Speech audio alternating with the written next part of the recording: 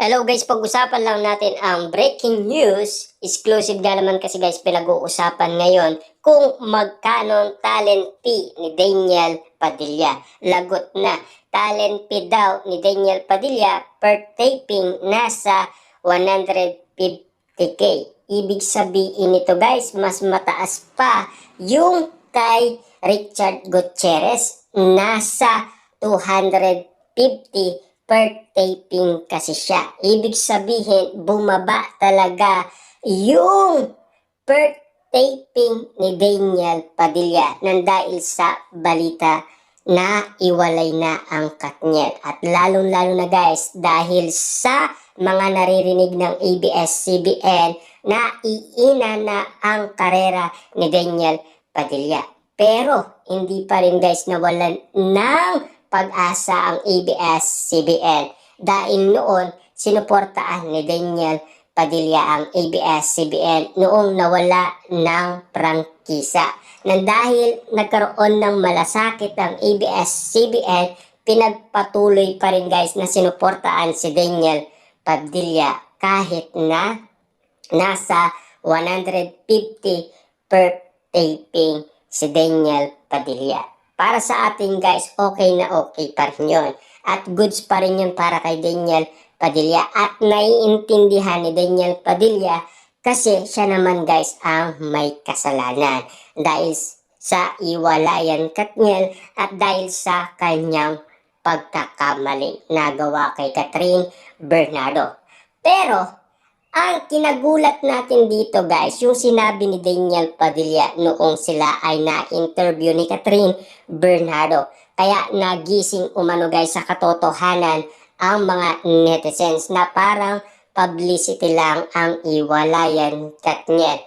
Parang pinag-iwalay lang daw sila.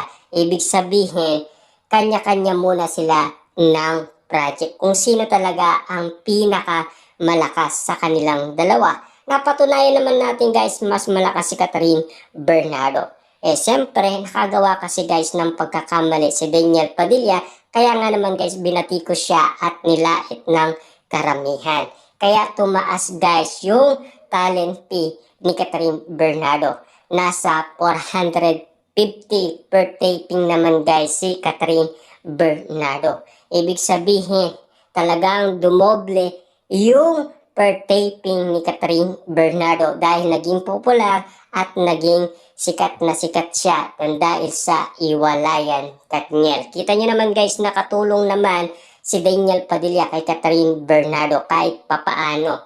Kasi kitang-kita naman natin guys, lumaki ang earnings ni Catherine Bernardo kumpara noon. At lalong-lalo na guys, naging top 1 si Catherine Bernardo noon sa Instagram dahil sa iwalayan Katniel. At naging top celebrity sa ABS-CBN noon. Kita nyo naman guys, no, ang iwalayan Katniel talagang malaking baagi para kay Catherine Bernardo. Maraming nagtiwala sa kanyang mga endorsement. Kita nyo naman guys, no?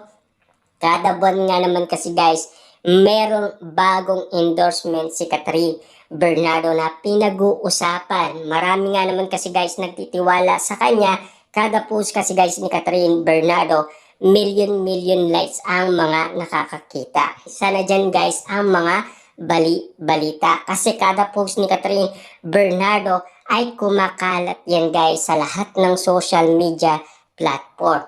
Kasi naging popular si Catherine Bernardo sa social media after ng iwalayan. Hanggang ngayon guys, latest pa rin si Catherine Bernardo. Kada post niya, parang nasanay na umano guys ang mga tao na ginagawa yun. Parang ikalat lang guys sa lahat ng social media platform. Ibig sabihin, marami talagang nagtitiwala kay Catherine Bernardo. Ibig sabihin, marami lang talaga guys ang sumusuporta sa kanya at nagmamahal sa kanya. Pero, pagkakaalam natin guys, naiintindihan naman ni Daniel Padilla kung bakit bumaba ng 150 per taping ang kita umano guys ni Daniel Padilla. Pero ang pagkakaalam ko naman guys, siyempre tataas naman yan kapag nagkaroon siya ng movie. Siyempre, ang kahit papaano guys, no, malaking bahagi na rin yun per taping. si Daniel Padilla. Malaking kita pa rin yan guys, no?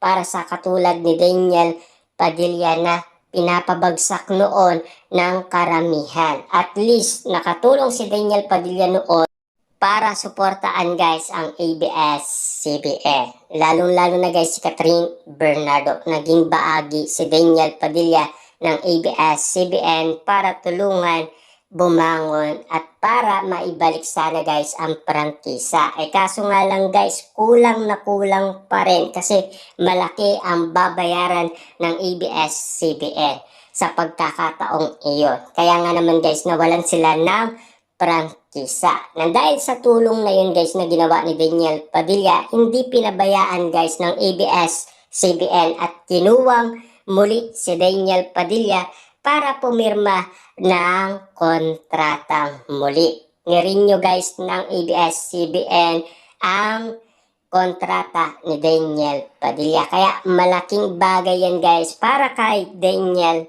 Padilla. Kahit papaano, malaki pa rin guys ang bahagi nila sa isa't isa kung papaano sila nagtutulungan. Diba? Kitang-kita nyo naman siguro guys ang bawat nangyayaring pinag-uusapan ngayon.